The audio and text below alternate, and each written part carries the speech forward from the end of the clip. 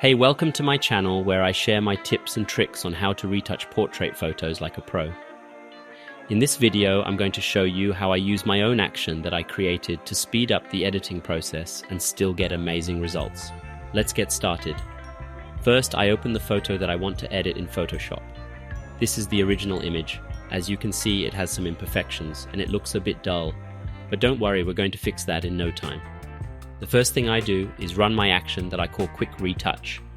This action applies a series of adjustments that enhance the skin, removes the background, and create the layers for dodge and burn. It also removes some blemishes and smooths out the skin. And voila, in a few seconds you have a much better looking photo. Here's the before and after. You can see how much difference it makes. But that's not all.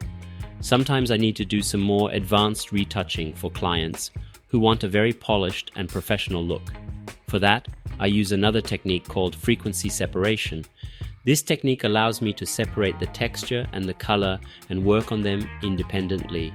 This way I can smooth out the skin, garment wrinkles without losing the details and make it look more even and natural.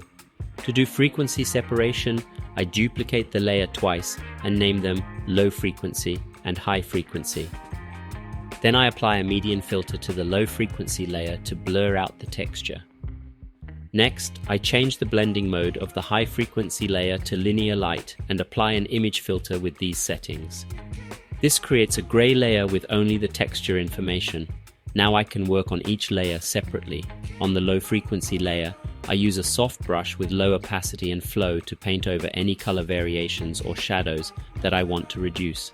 On the high frequency layer, I use the healing brush tool or the clone stamp tool to remove any spots or wrinkles that I want to erase. After doing frequency separation, I have a very smooth and flawless skin. Here's the before and after. You can see how much more refined it looks. The final touch that I like to add to my portrait photos is dodging and burning.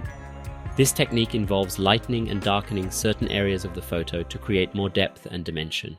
It also helps to accentuate the features of the face and make it pop out more. The layers have already been created with my action, but here's how I do it manually. To do dodging and burning, I create 2 new layers and name them Dodge and Burn. Then I fill them with 50% gray and change their blending modes to overlay. This makes them invisible until I paint on them with white or black. On the Dodge layer, I use a soft white brush with low opacity and flow to paint over the areas that I want to highlight, such as the eyes, nose, cheekbones, and lips. On the burn layer, I use a soft black brush with low opacity and flow to paint over the areas that I want to darken, such as the shadows under the eyes, nose, and chin. After doing dodging and burning, I have a more dramatic and striking photo. Here's the before and after. You can see how much more contrast and definition it adds.